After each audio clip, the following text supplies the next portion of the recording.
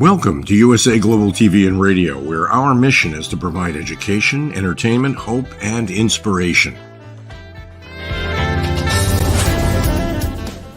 USA Global TV and Radio connects you with experts and audiences all around the world every single day to help you succeed in business and to live a richer life.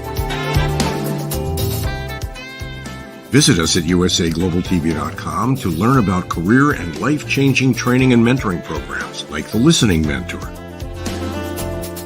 Subscribe to our newsletter to stay informed about our special programs and offers. Discover how you can become a guest on one of our shows or a host or producer of a USA Global TV and Radio show of your very own. That's USA Global TV and Radio, where the doctor is always in.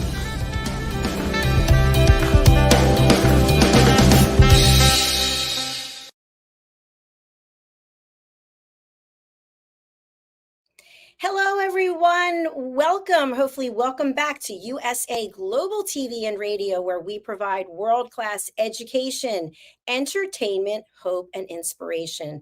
I'm Dr. Jacalyn Kerbeck, and it's my honor and privilege to be here hosting this show, another episode of A Woman's Prerogative. We actually have two episodes every Monday, this one and one following 2 hours later, so do stay tuned.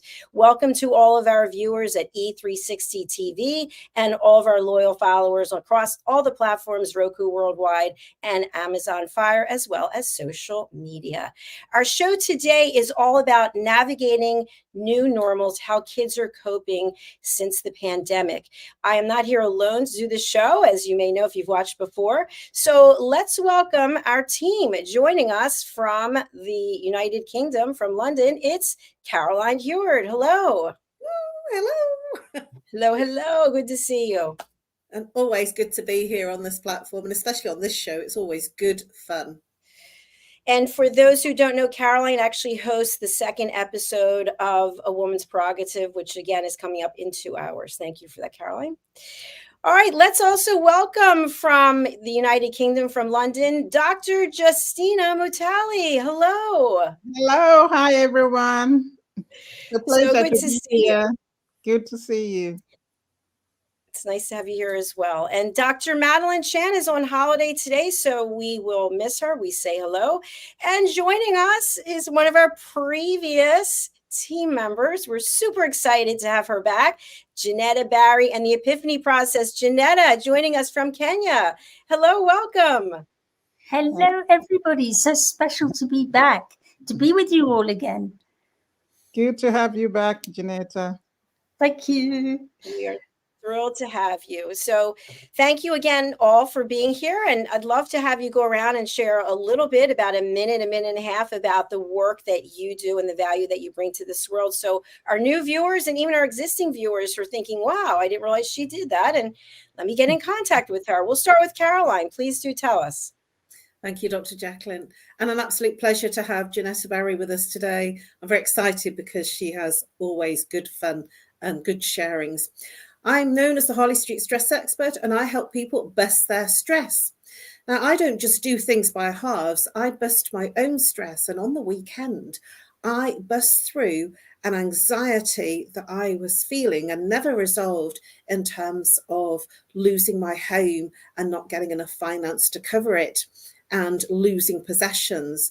I actually lost my handbag, but I didn't really.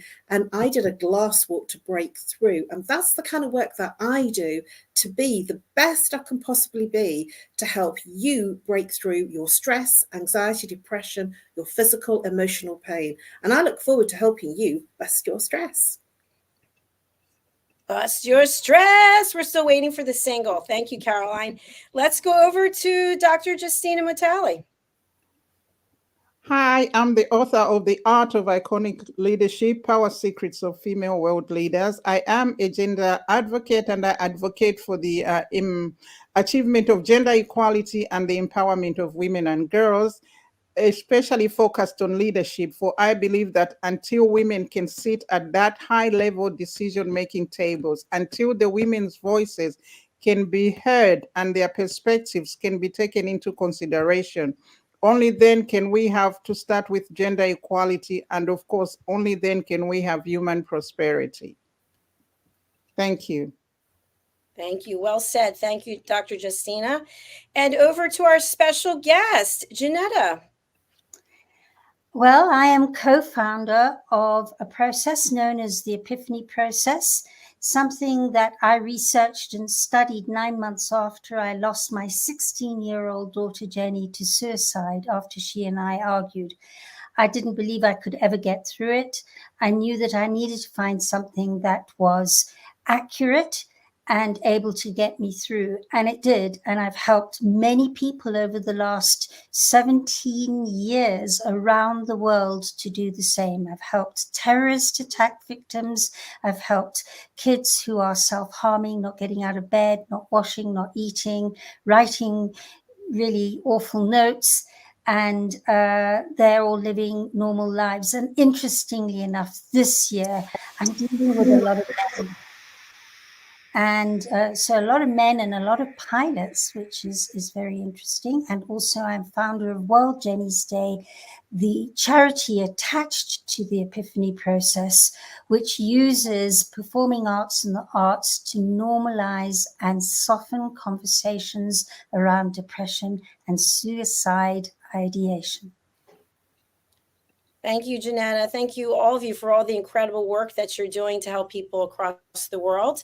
I'll just give a quick overview. In addition to hosting about 5 or 6 shows, I am typically behind the camera producing.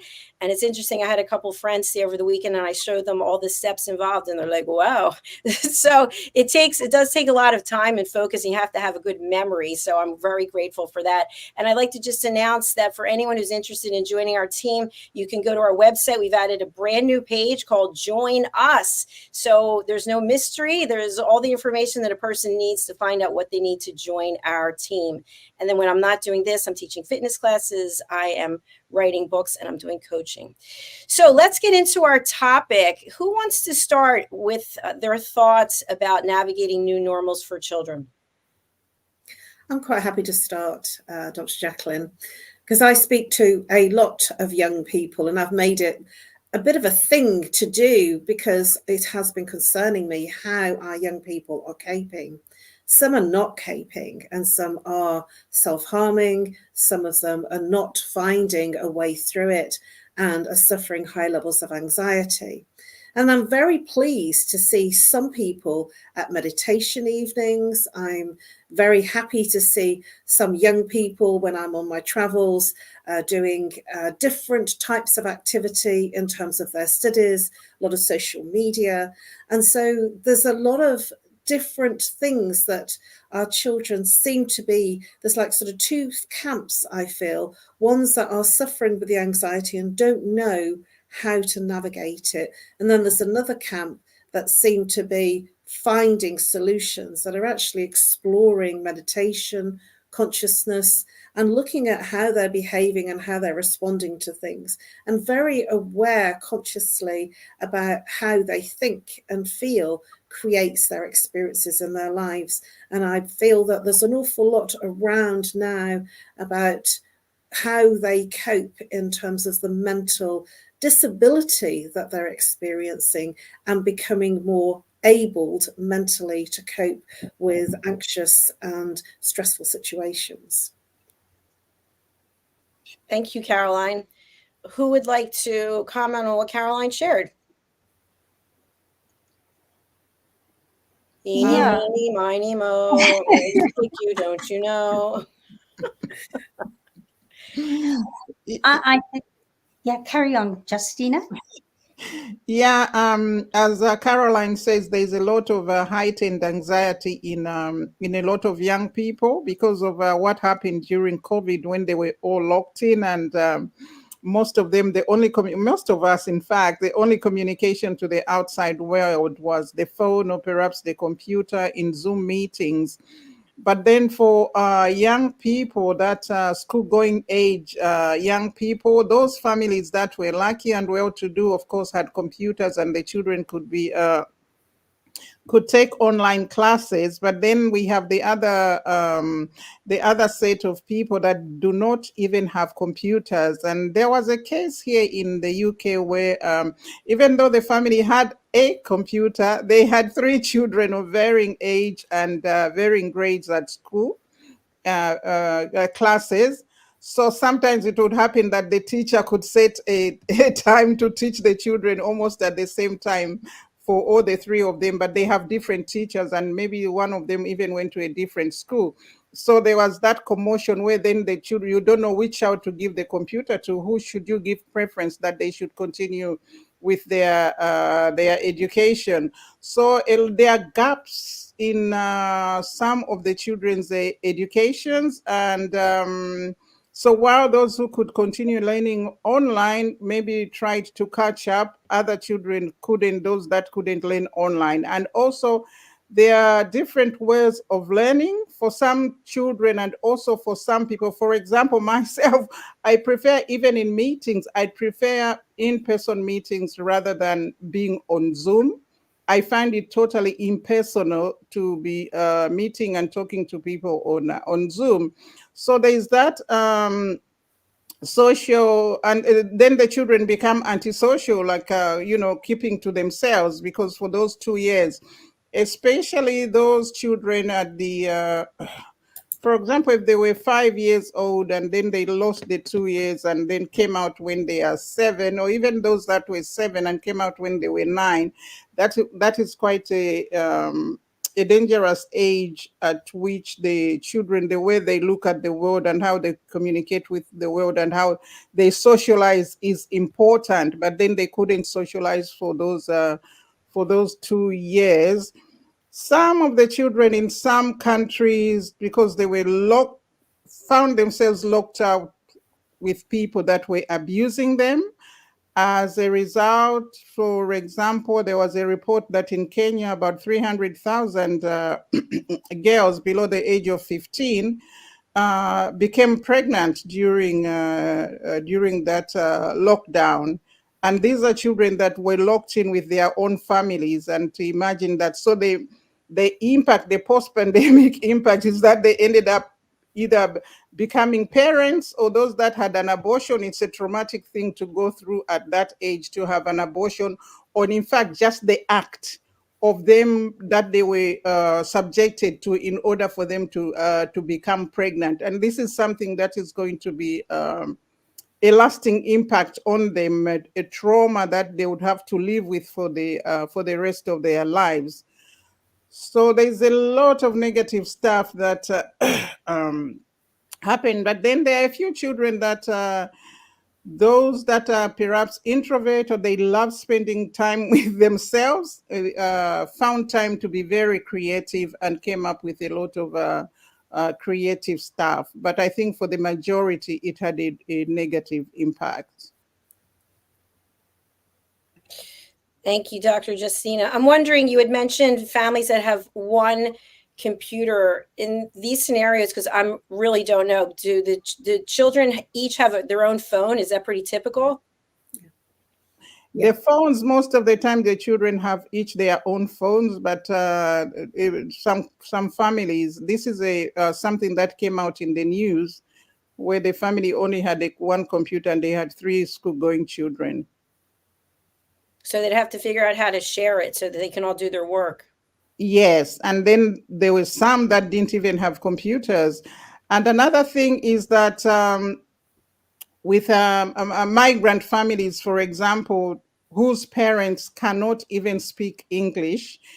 I think in the US, for example, it's common to homeschool children, but here in the UK, children have to go out to school all the time. If your child stays at home, the parent will find themselves in trouble. But then because of the lockdown, we had to adjust, and some parents then had to start kind of trying to homeschool their children. But those parents, there are some parents that cannot read and write. These are people who came here as refugees, and they have not even learned the language, so there was no way they could help their children at home. So those children went without an education for all that time of the lockdown. Thank you. I think it's interesting, because I don't interact with children very much, and I don't have any children. I'm behind this green screen all the time. So it's good even for me to learn this. Janetta, what are your thoughts? Well, all that Justina and Caroline is saying is without a doubt had a big impact, and I can back the stats on the Kenyan side of things of what happened to a huge amount of young girls ending up with unwanted or unplanned pregnancies, and all happening within the family. I think also in other parts of the world where there were severe lockdowns like we had in UK, there was a lot of children were exposed to a lot of home violence too. So it was really very, very difficult. And getting out of it, I have noticed that the children I've worked with since COVID, there's an easy triggering, because there's been a bit of PTSD with that time of being scared and are we going to die, and is the world going to be obliterated, and those severe lockdown restrictions that were especially bad. I know Australia was pretty bad, especially Melbourne, and we in UK had it really, really tight there too. So these kids have come out fairly traumatized. But what I have noticed in working with them is that because they've been through that, there's this deep sense of wanting to come up with really good solutions, not hopefulness, but solutions. And I'm finding children were easier than adults before lockdown to use my process with. But now there's a deeper sense of, I've got to get through this. I have to make sure. And when they have their breakthroughs, their quality of life has got even better than before lockdown. Thank you, Janetta. I've heard from a number of people I know who have children, that children have harmed themselves. They've tried to take themselves out of this life, and that sometimes they just feel completely overwhelmed, and they don't have confidence in themselves to find a solution. And that's really troubling. It's very sad. And I know from the way I was brought up in my generation, it was basically like you're thrown out there, like figure it out yourself and come up with the answer. But I know from people who have children that are maybe XYZ, that they did a lot of the protection of the children, and they enabled them in a lot of ways, their own word, enabled, instead of letting them focus on drawing from within. What are your thoughts about that? I know it's a big topic, but just any part of it. I'd like to add my thoughts to that. Yes, you're absolutely right. And I'm seeing a lot more younger children now at conferences, personal self-development conferences and events and networking. Yes, on the weekend there was, I spoke to a little boy that was 9 years old, and he was on the stage performing and doing different interventions. And he'd been in this personal self-development world since he was 3 years old due to his mum.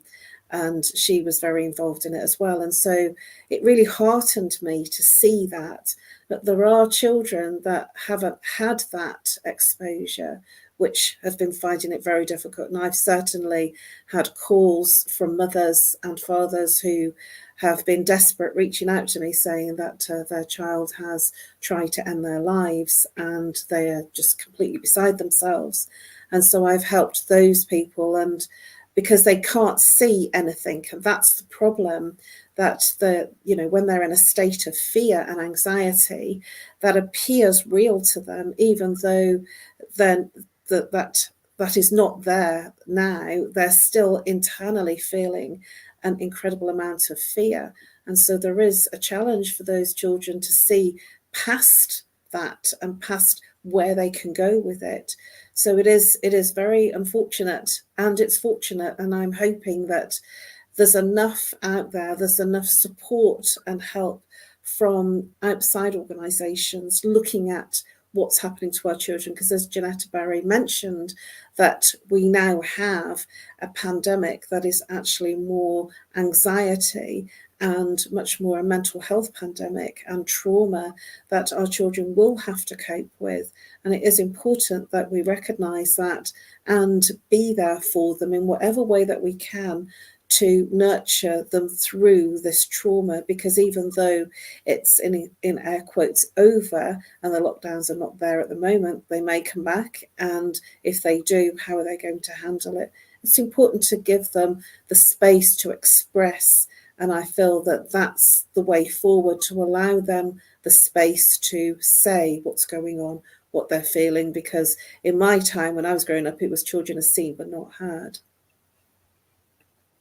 Thank you, Caroline. I know. Oh, go ahead, Janetta. Yeah, I wanted to add on to that, because that's very profound what you're saying, Caroline. And I think the other thing that often gets forgotten when a lot of people a lot of families and a lot of therapists and a lot of motivational people are forgetting also, is that actually it's just as important to work with the family and get the family to understand what they're going through as well, because so much attention is often put on to the child or the children alone, forgetting what an effect it has on the family as a whole. So to be able to give the family some coping skills and some empathy and understand what they're going through, trying to protect and bring out this child or these children back to their full capacity, it's overwhelming, and that's often forgotten. Excellent point. Thank you, Janetta. I was speaking to somebody, I think just yesterday, actually, we were talking about the fact that there seems to be a proliferation of drugs and overdoses, especially among young people. And in this conversation that we were having, it was basically, how are they getting access to it? Why are they doing it? And so one of the terms that was coming up, and it's come up here today, is PTSD, that they were really traumatized by something. Would somebody like to take a stab and explain to our audience, in case they're not sure of it, what is PTSD? Is it curable? Is it something that you have the rest of your life? Caroline, yes. As a resident therapist, post-traumatic stress disorder is the name for it, and it's what happens when you're in a stressful situation. You handle it, and then when you're in a calmer situation, you experience triggers. It might be a smell, it might be a song, it might be something that's familiar, but it'll be anything small. It can be a word, it doesn't matter what it is, or a feeling inside. It's a trigger. And then out of the blue, in a very calm situation, they can suddenly experience the trauma that they didn't actually handle at the time of the event, of when they were going through the experience that they didn't handle. But what happens is the body literally shuts off the mechanism of the emotions and feelings in order to be able to cope. That's just the way that the body functions.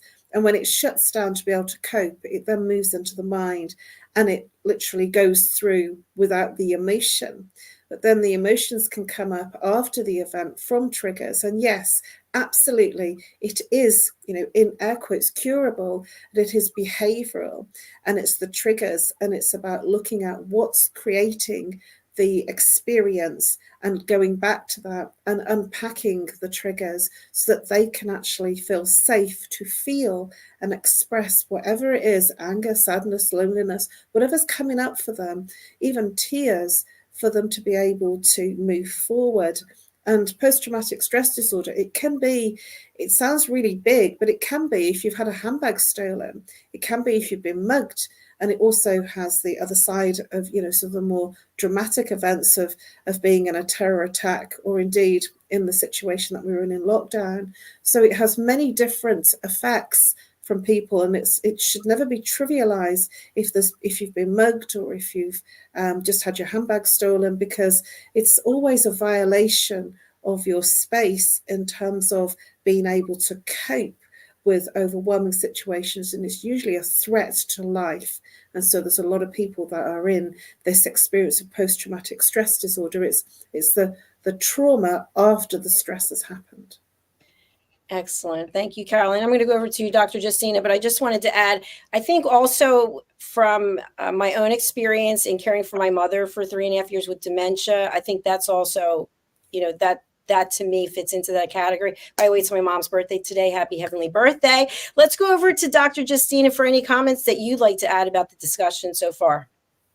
Yeah, I agree with both Caroline and Janetta, and especially on the point of empathy in dealing with these children and these families, because for some families actually lost people during the lockdown.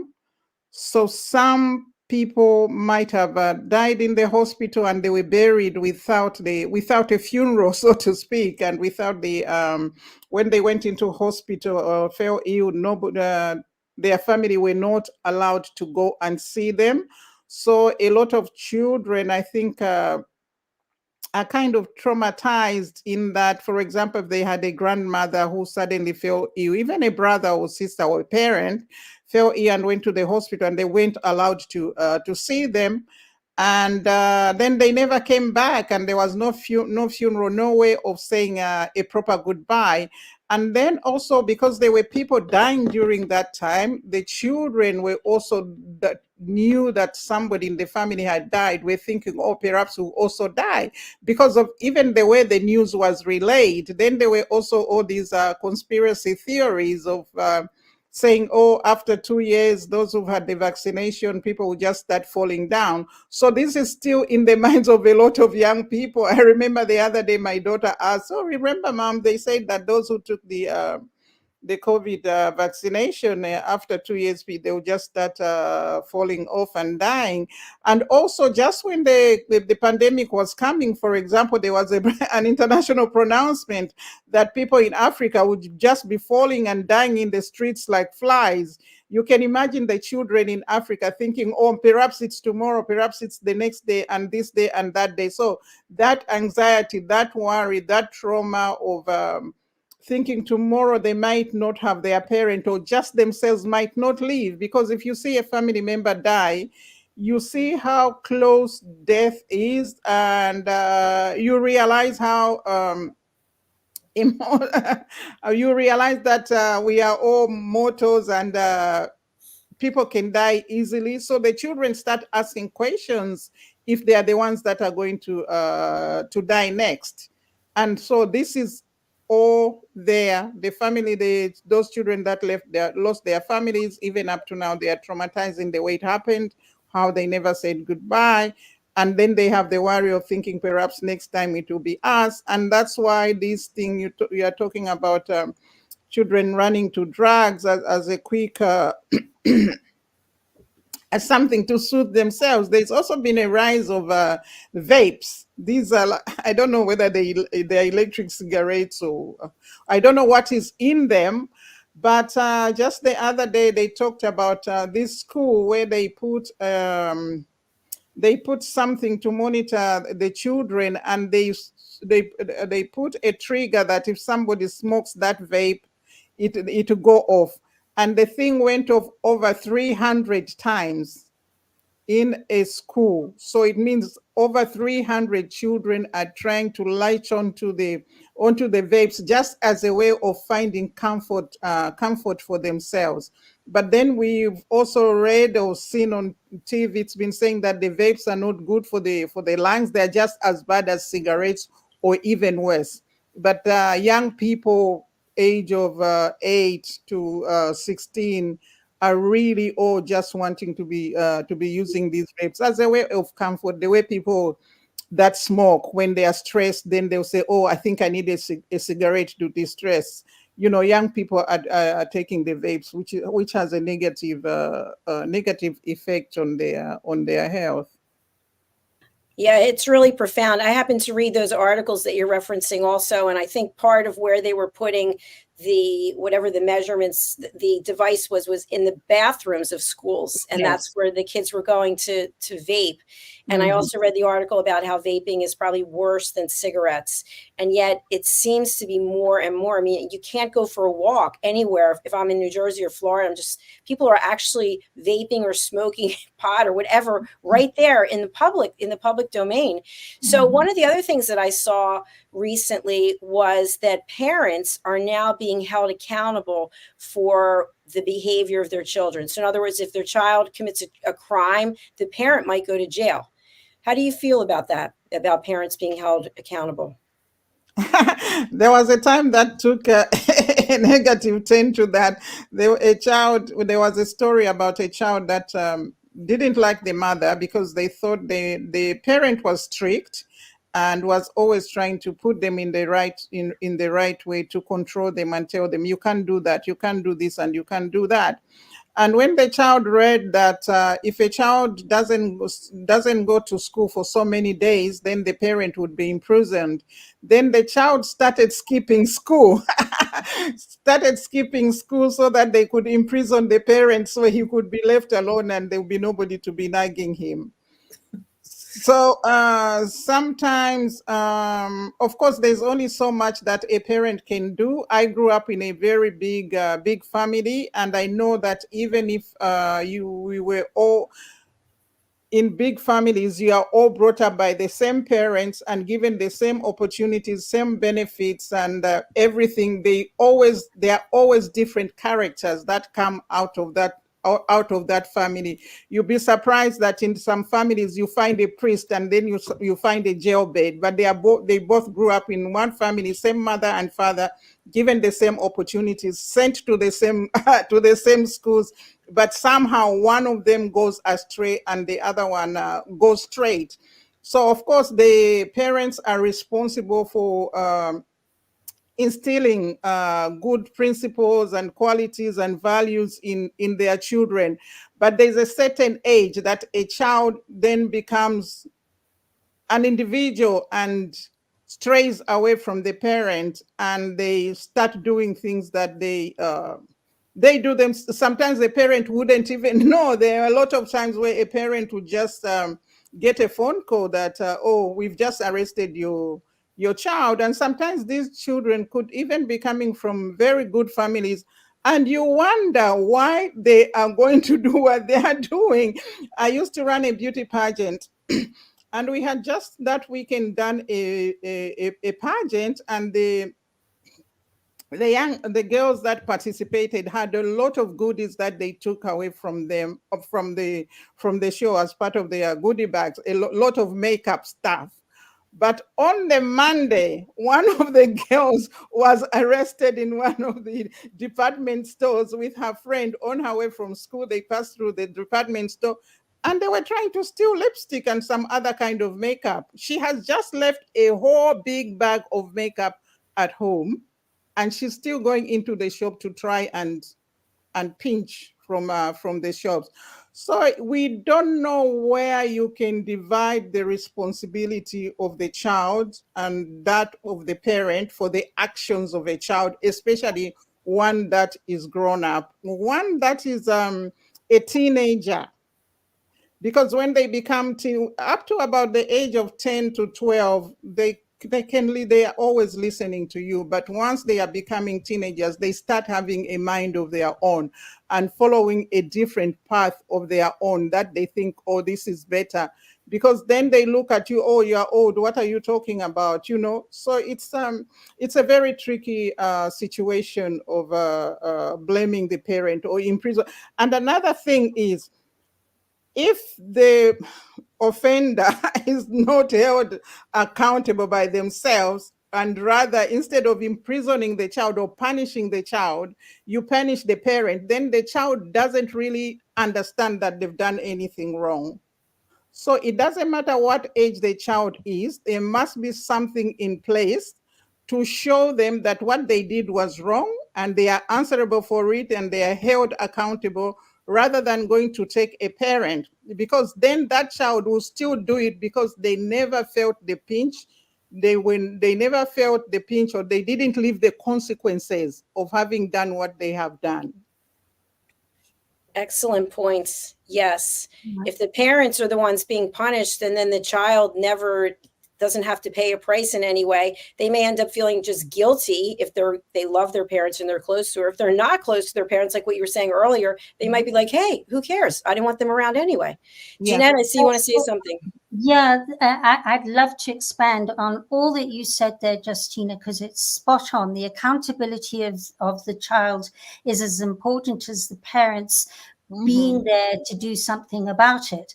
Having said that, I'm a mother of 4 children, and each child was needed to be dealt with very, very, very distinctly differently from the others. So my one child would be very easy to say you're held accountable. Now, the daughter that I lost to suicide, I only found out afterwards that her unaccountability was a form of acting out because she didn't have coping skills. And so it was a cry for help. And, another child of mine was easy peasy to bring up. And then another one was the one that challenged my every thought, word, and deed. So it's really, it's a case of being able to find ways and people to support you on how to make your child accountable and why they're not being accountable. And I think when parents have got that help and backup and support, it makes a big, big difference. Those skills and so on, we're not born with them. No parent goes to the university of bringing up children. Perhaps we should, but there definitely needs to be a backup and a support for parents to deal with each child individually and provide those parents with insight as to what's happening with those children and what the skills are needed to get those children through and be accountable. Excellent. Thank you, Jeanette. I'm looking over at the time. I'm like, what? We're already 38 minutes into this. I feel like we just got started. So we're going to have to wrap it up. Caroline, I'll give you the opportunity to provide another comment on that topic. Thank you. I was bursting to say what was coming up for me and really an extra add-on to what Janetta has said and what Dr. Justina has said is family therapy. It is a family situation. And sometimes the adults haven't coped. They might have lost their jobs, they might have lost their livelihood, and a lot of them have, and they haven't got coping skills, and they might be drinking, they might be taking recreational substances. And so the children sometimes are copying. And so it is just as much important to bring the family in with whatever's going on because it's affecting everyone. So family therapy is something that I would truly endorse so that everybody's involved and everybody gets an accountability of what's going on so that they can move through themselves as well as the child. Thank you, Caroline. While we have you there, can you give some information about how people can get in touch with you and also about your crazy, ridiculous offer? Yes, of course.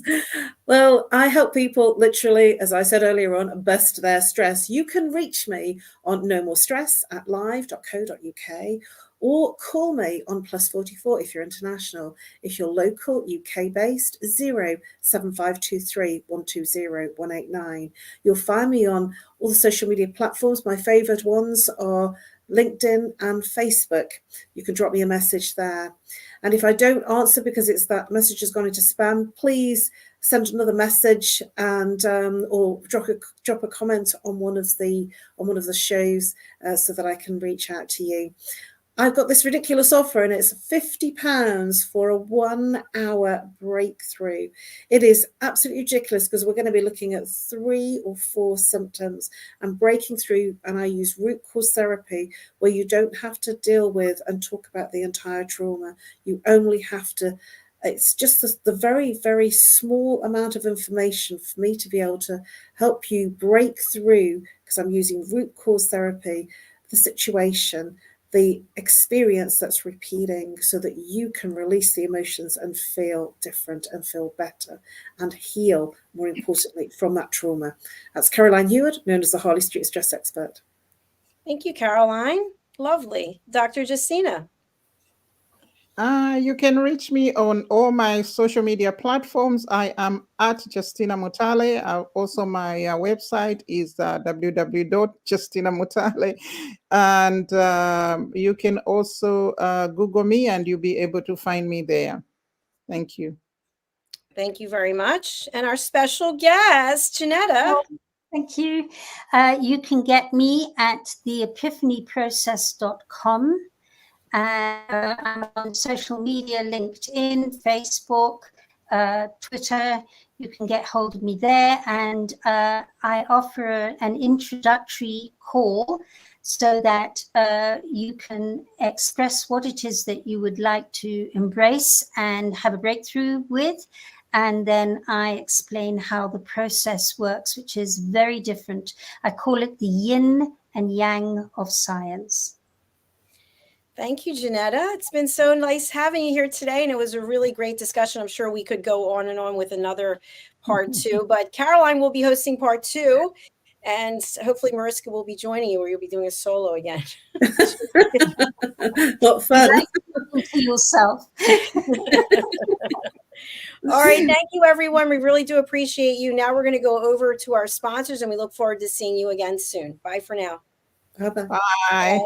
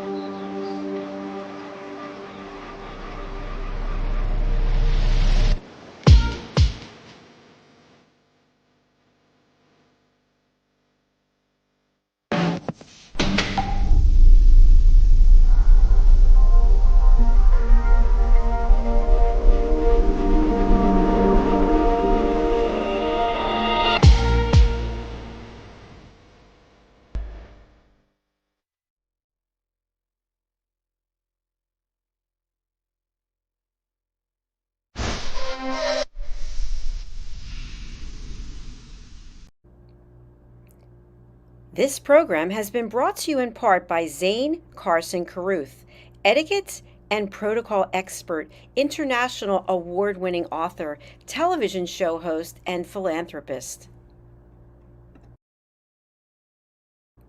Thank you to Zane, our official diamond sponsor for USA Global TV and Radio in partnership with E360 TV.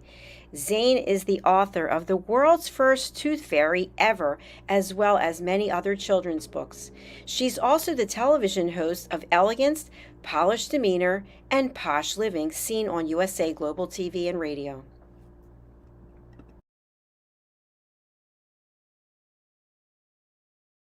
Hi, my name is Zane Carson Carruth, and I'm the author of this book, The World's First Tooth Fairy Ever.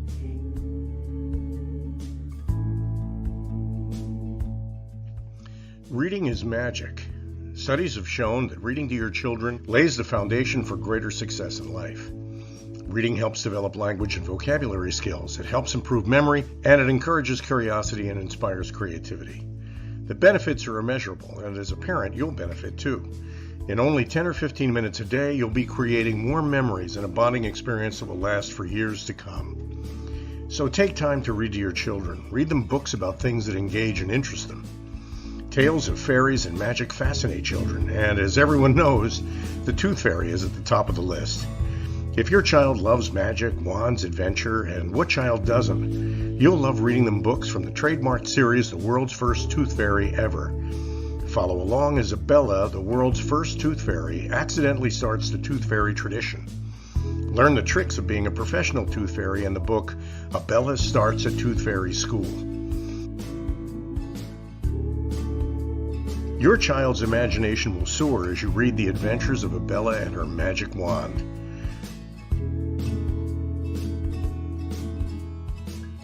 These wonderful books are available at worldsfirsttoothfairy.com and at Amazon, Barnes & Noble, and Walmart.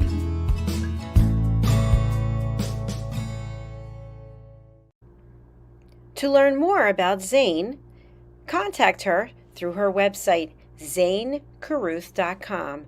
ZANECARRUTH.com. Order Zane's books and merchandise. Contact her about being a keynote speaker at your next event.